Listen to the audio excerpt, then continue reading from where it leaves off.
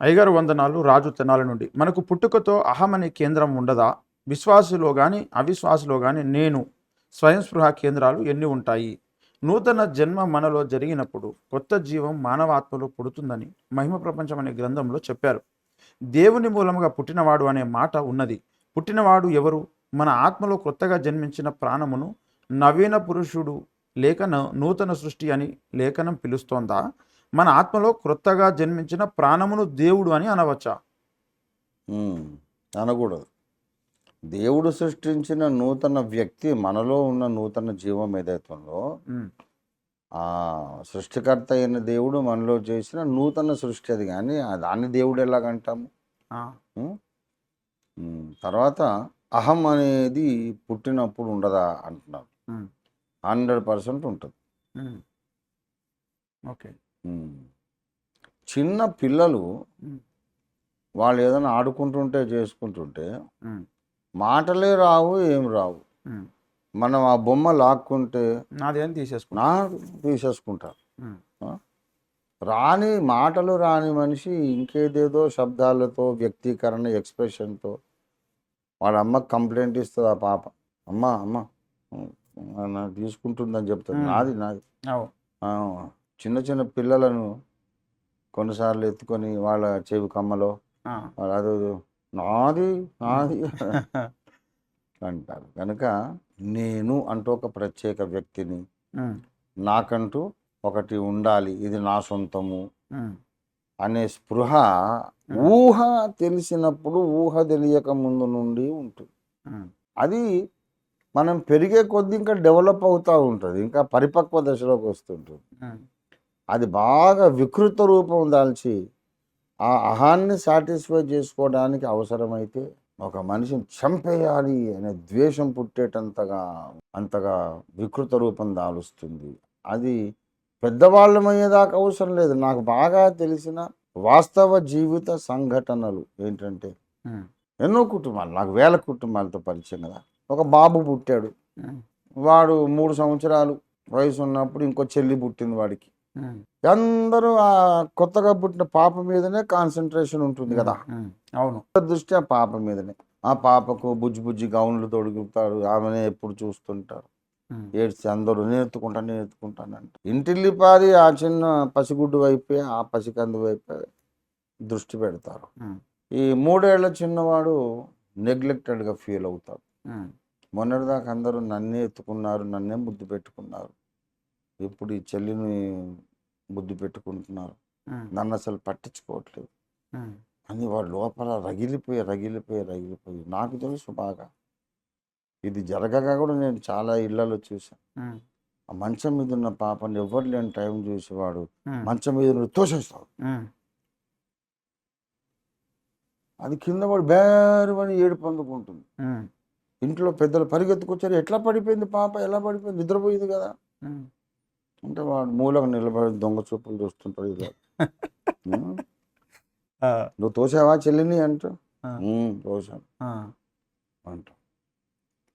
అంటే నాకు చెందవలసిన అటెన్షన్, నా మీద ఉంచాల్సిన శ్రద్ధ, ఆసక్తి పెద్దలందరూ ఆమె మీద ఉంచుతున్నారు.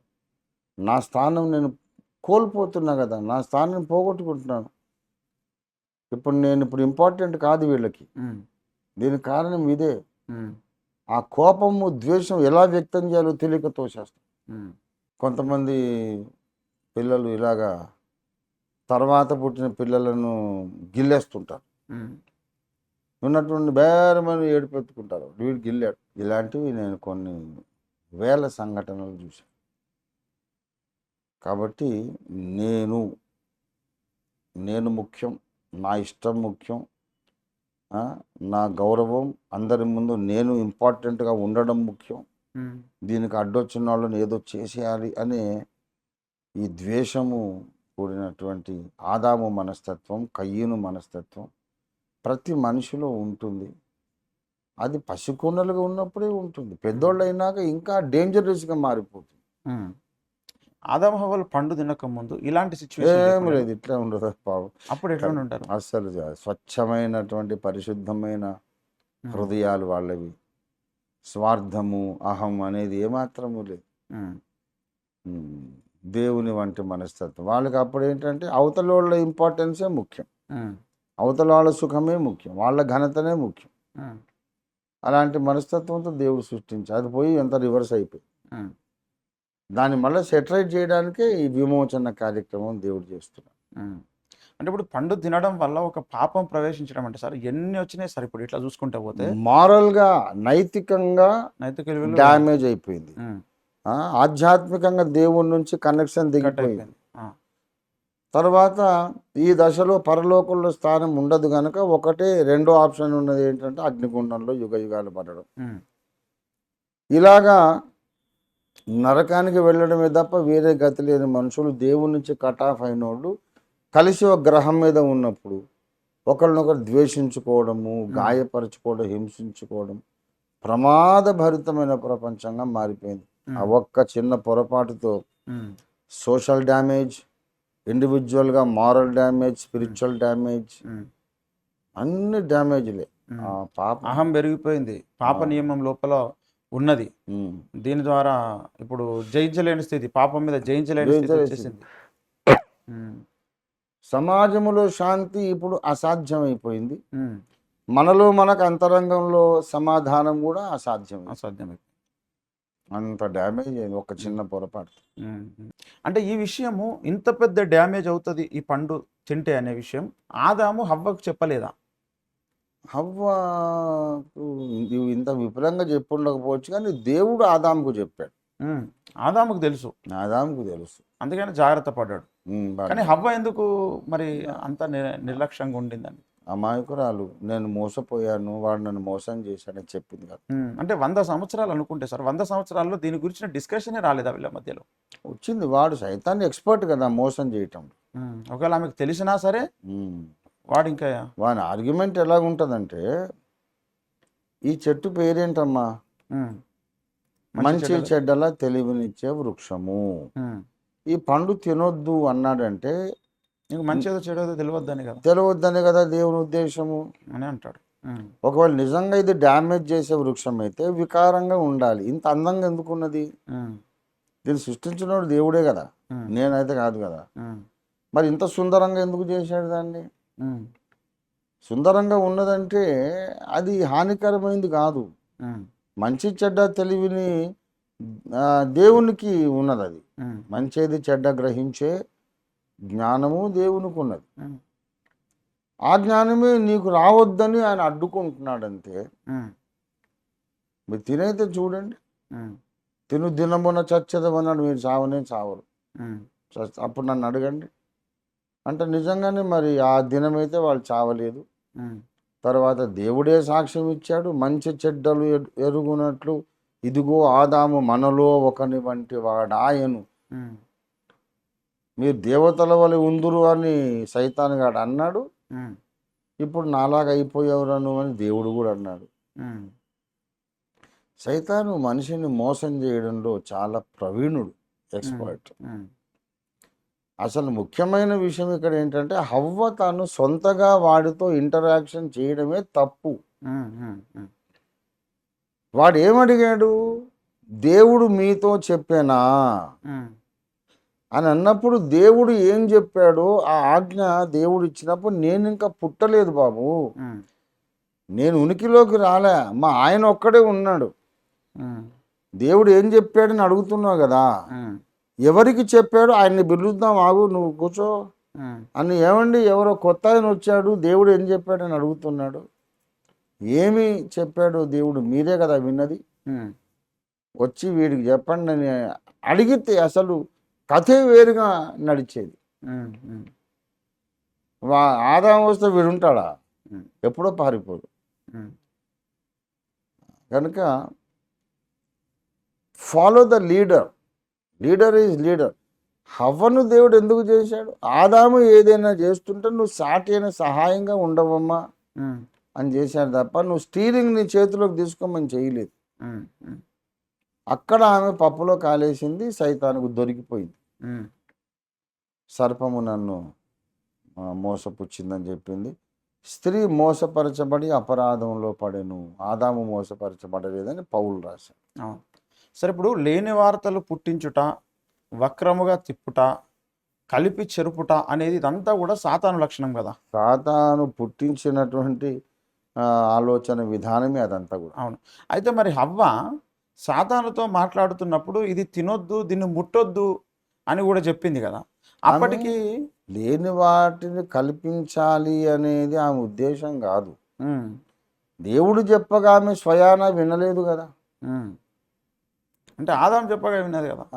అయితే ఆమె పాజిటివ్ సైడే ఉన్నది. ఇప్పుడు తినవద్దన్నాడుగా, ఉమ్, తినేదాకా ఎందుకు, దాని దగ్గరికి పోయి దాన్ని ఒకసారి ముట్టుకొని కాయ తెంపితే కదా తర్వాత తినే స్టేజ్ వస్తుంది. ఉమ్, కనుక ముట్టుకునే స్టేజ్ కూడా మాకొద్దు అని అనుకొని దేవుడు చెప్పాడని చెప్పింది. అంటే అతి జాగ్రత్త. ఉమ్, ఉమ్, దేవుడు చెప్పని మాట చెప్పినట్టు కల్పించి దేవుడిని అవమానించాలనే తత్వంతో కాదామె చెప్పింది. ఉమ్. మేమే అతి జాగ్రత్తలో ఉందామనే తత్వంతో చెప్పినటువంటిది. ఓకే. అంటే ఆమె ఇంకా ఎక్కువ జాగ్రత్తగా. ఉమ్, ఆదాము దగ్గరకు వస్తేనేమో అది ముట్టుకున్నా పర్లేదు, తెంపి అవతల పడేసినా పర్లేదు, ఉమ్, నోట్లో పెట్టకపోతే చాలు అనేది ఆయన పాలసీ. ఉమ్, ఏమేంటంటే ఇంకా ఎక్కువ జాగ్రత్తగా ఉందాం, ఉమ్, తినకూడదు అన్నప్పుడు ముట్టుకోవడం దేనికి ఉమ్, కనుక అని ఏమి అనుకున్నది ఏదో చెప్పేసింది. ఉమ్, అయితే ఆమె నమ్మింది, సైతాన్ని నమ్మింది. మంచి చెడ్డలు తెలివినిచ్చే వృక్షం అన్నాడు కనుక నీకు ఆ తెలివి మాత్రమే వస్తుంది, మరణమే రాదని చెప్పాడు. ఉమ్, తెలివి వచ్చింది. ఉమ్, అక్కడ కీలక విషయం ఏంటంటే ఉమ్, ఏది మంచో ఏది చెడో గ్రహించే జ్ఞానము మాత్రమే వచ్చింది, కానీ ఉమ్, మేలైనది చెయ్యనెరిగి ఉమ్, దాన్ని చేయలేని పరిస్థితి వచ్చింది. ఉమ్, మంచేదో తెలుసు, ఉమ్. సుఖం ఏంటి చేయలేము. అంటే అంతకుముందు తెలియదు వాళ్ళకు మంచిదో చెడేదో. తెలుసు, ఉమ్, అది సహజంగా వాళ్ళ స్వయం నిర్ణయం మట్టి కాకుండా ఉమ్, దేవుడు వాళ్ళని నడిపించడం. ఓకే. అంతకుముందు కూడా వాళ్ళు చెడును ద్వేషించే వాళ్ళేనే.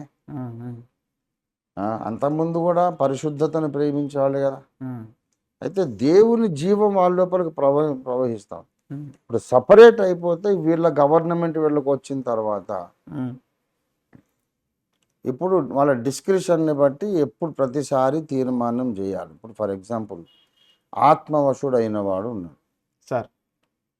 వాడు దాన్ని కొన్నిటిని ద్వేషిస్తాడు, ఉమ్, కొన్నిటిని ప్రేమిస్తాడు. ప్రేమించేది ద్వేషించేది వీడు ఇది మంచిదా ఎందుకు మంచిది, ఉమ్, ఇది చెడ్డదా ఎందుకు చెడ్డది అని పరిశోధన చేసి కాదు కదా. ఉమ్, ఉమ్. సార్, దావీదు ఏమంటాడు, నీ ఉపదేశం వల్ల నాకు వివేకము కలిగిన తప్పు మార్గములన్నీ నాకు అసహ్యములాయి. ఉమ్, కనుక దేవుడు నడిపించగా తెలుసుకోవడం వేరు, సార్. నేనే జడ్జినై నా సొంత జ్ఞానంతో తెలుసుకోవడం వేరు. ఓకే. అది విషయం. అయితే ఇప్పుడు దేవుడు మీరు కూడా నాలాంటి వారు అయ్యారురా అని దేవుడు అనుకున్నాడు అన్నారు మీరు. అంటే దేవుని లాగానే చేశాడు కదా వాళ్ళను. అవును. అంటే ఇప్పుడు ఏ విషయంలో నాలాంటి వారు అయ్యారన్నాడు అంటే ఒక స్థితి దేవునికి ఎట్లాగైతే ఇంకొకరిని నడిపింపు అవసరం లేదో వీళ్ళు అట్లాగే ఇంకొకరిని నడిపింపు అక్కర్లేకుండా తయారయ్యారు, సెల్ఫ్ గవర్నింగ్ పీపుల్గా తయారైనారు. అదే విషయం. ఓకే. అంటే దేవుడు చేసినప్పుడు స్వతంత్ర వ్యక్తులను కానీ చేశాడు కదా. స్వతంత్ర వ్యక్తులు కానీ ఇష్టపూర్వకంగా ప్రేమపూర్వకంగా దేవుని వశంలో వాళ్ళు జీవిస్తున్నారు. ఇప్పుడు మనకు స్వతంత్ర నిర్ణయం ఉంది, కానీ దేవునికి లోబడి జీవించడంలో ఆనందిస్తాం కదా మనం. అలాగే ఉండేవాళ్ళు వాళ్ళు ఆరంభంలో. ఓకే. అయితే దేవుని నడిపింపు మాకు అక్కర్లేదు, మా మెదడు మా మేధాశక్తి మాకు చాలు, మేమే స్వయం నిర్ణయం చేసుకుంటాం, మా మీద ఎవడి పెత్తనం అక్కర్లేదు అనే స్థితి అప్పుడు లేదు. అదే డేంజర్. ఇప్పుడు పండు తిన్న తర్వాత ఇప్పుడు ఇది వచ్చేసింది. నీకు జ్ఞానం ఉండాలి, power of self determination, decision, discretion, వివేచన, మంచి చెడ్డల ఇవన్నీ ఉండాలి under the control of God. అది విషయం. దేవుని కంట్రోల్ తప్పిపోయినప్పుడు యాక్సిడెంట్. ఫర్ ఎగ్జాంపుల్ నేను చెప్తాను, ఒక కారే ఉన్నది, సార్. కార్కి ఇంజన్ ఉన్నది, దాని టైర్స్ ఉన్నాయి, దాని గేర్ సిస్టమ్ ఉన్నది, అన్నీ ఉన్నాయి కదా. అయితే డ్రైవర్ కంట్రోల్లో ఉన్నాయి అవి. అవును. ఇప్పుడు డ్రైవరు ఇంజన్ లేకుంటే ఏం చేయగలడు, ఏం చేయలేడు. టైర్స్ లేకుంటే ఏం చేయగలడు, స్టీరింగ్ లేకుంటే ఏం చేయగలడు, అవును. లోపల గేర్ సిస్టమ్ లేకుంటే ఏం చేయగలడు. అవన్నీ ఉన్నాయి. ఉన్న తర్వాత డ్రైవర్ దాన్ని సేఫ్గా నడిపించాలి. ఉన్నట్టుండి కారుకు సొంత తెలివితేటలు వచ్చి నీ పెత్తనం నాకు అక్కర్లేదని చెప్పి వాడిని పక్కకి నెట్టేసి నా అంతటా నేను ముందుకు వెళ్తాను అన్నది అనుకోండి, యాక్సిడెంట్ అవుద్దా కాదా? ఖచ్చితంగా అవుతుంది. అట్లా జరిగింది. మనకు అన్నీ ఉండాలి, జ్ఞానము, తెలివితేటలు, అన్ని టాలెంట్స్ ఉండాలి, under the control of God. Man was originally created to live under the government of God. Man was not created to live independent from God. ఇది అందరూ చిరస్థాయిగా రాసి పెట్టుకోవాల్సిన విషయం. దేవుని అధికారము కింద, నడిపింపు కింద ఉండడానికి మనిషిని దేవుడు చేశాడు తప్ప దేవుణ్ణి వదిలేసి సొంతగా వీడు వెళ్ళిపోతే డ్రైవర్ను పక్కకి నెట్టేసి కారు నేనే ముందుకు పోతా అన్నట్టు అవుతుంది. అలా అయింది. అయితే ఇప్పుడు దేవుని చేతిలో నుంచి పోయి స్టీరింగ్ సాతాన్ చేతిలో పడ్డది. ఎప్పుడైతే దేవుని దింపేసిండో వాడు కూర్చున్నాడు ఇక వానికి ఇష్టం. అందుకే లోకమంతా దుష్టుని యందు ఉన్నది అని యోహాన్ చెప్తాడు. మొదటి యోహాన్ 5:19. అయితే మాట వినే విషయంలో స్టీరింగ్లో డ్రైవర్ మారిపోతున్నాడు.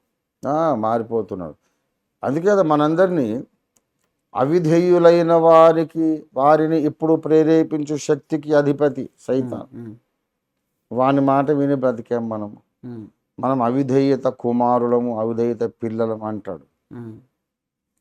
అది చాలా సీరియస్ మిస్టేక్. అది మనిషి సర్వస్వతంత్రుడిగా బ్రతకడం కొరకు దేవుడు చేయనే లేదు. దేవుని పరిపాలన కింద వీరికి ఎన్ని టాలెంట్స్, జ్ఞానము ఎంత ఉన్నా సరే under the guidance of God, under the authority of God ఉండాలి. దేవుని అథారిటీ నుండి వీడిని పక్కకు తీసుకురావడమే సైతాన్ చేసినట్టు దుండగం. అక్కడ టోటల్ డ్యామేజ్ అయిపోయింది. ఇప్పుడు అన్ని టాలెంట్స్ ఉన్నాయి కదా మరి. అవును, సైంటిస్టులు ఉన్నారు, స్పేస్ ట్రావెల్ చేస్తున్నారు, మహాకవులు ఉన్నారు, పండితులు ఉన్నారు, ఎంతమంది లేరు. భూలోకంలో ఎంత జ్ఞానం ఉంది, కానీ దేవుని గైడెన్స్ కింద లేదు, దేవుని గవర్నమెంట్ కింద లేదు. సర్వనాశనం అయిపోయింది భూమి. ఓకే.